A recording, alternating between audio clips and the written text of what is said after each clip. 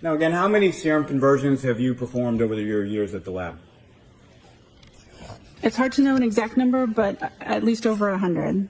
And the ethanol reading or the alcohol reading within Ms. Reed's medical records that you testified to previously last week, what was that reading again? 93 milligrams per deciliter. And that reading in milligrams per deciliter, is that typical for how you would see alcohol recorded in hospital records? Yes, it is. And specifically hospital records that you would then be asked to perform a serum conversion on? Yes.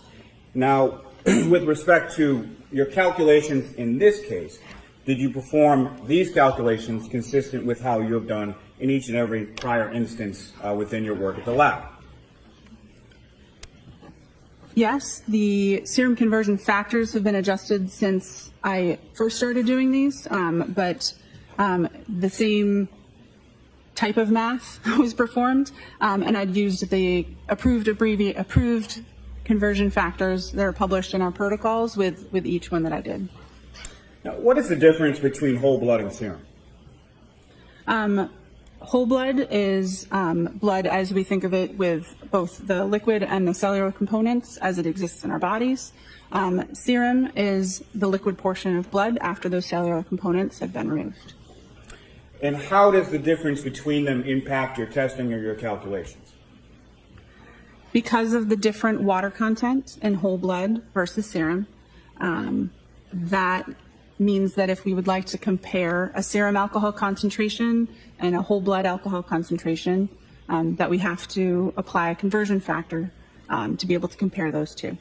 The serum alcohol concentration is always higher than the whole blood alcohol concentration. And that difference, is that accounted for within the calculations of the conversion factors that you utilize? Yes. And how so? The conversion factors, by dividing by 1.13 and 1.19, can adjust for the difference between the water content and therefore the serum and whole blood ratio that's observed in studies. And that change in conversion factors, does that benefit the defendant in this case? Objection. I'll allow it, or ask it differently, Mr. Sure. Chairman. The change in conversion factors recently implemented in your lab and your protocols, who does that benefit?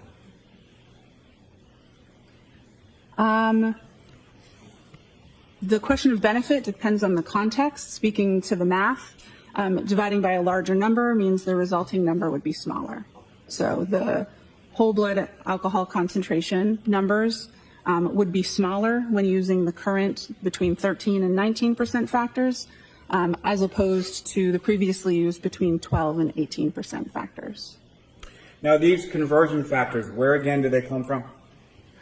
The conversion factors come from published studies involving individuals that consumed alcohol, had samples collected from them, and their whole blood and their serum alcohol concentrations were compared.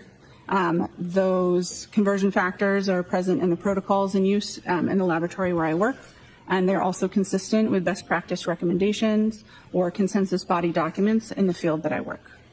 Now, you were asked on cross-examination about a number of different factors. Are those factors incorporated within the conversion factors in the published scientific literature supporting those conversion factors?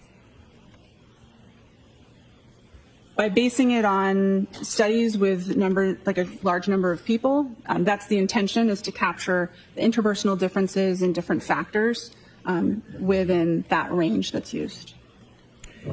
Now, if you know, how much in the elimination phase, as far as bladders are concerned, how much loss of alcohol is concerned in the elimination phase with reference to bladder loss?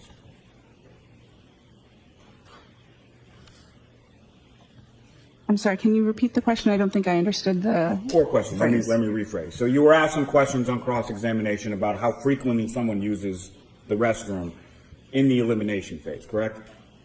I believe I was, yes. And do you have any idea from your training and experience as far as how much alcohol is typically lost by an individual during the elimination phase through the bladder? Objection. Do you know that? I do. Okay, you can answer it.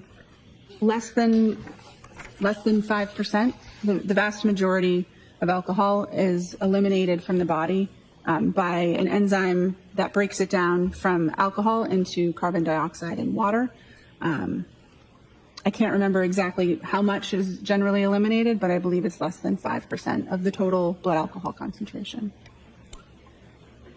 Now, you were asked about whether or not the defendant had a drink after 12:45 a.m. Do you have any evidence that the defendant did in fact have any alcohol to drink after 12:45 a.m.? Sustained. If there was a drink at approximately 1 a.m., what kind of impact would that have on your calculations?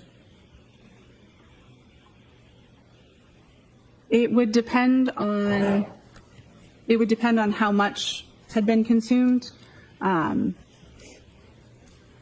If any alcohol had been consumed, then it would adjust the calculations depending on that information. And what I'm asking, Ms. Knowles, is if there is a slight differential in the time of incident or last drink, how much impact would that have on the range that you're able to calculate?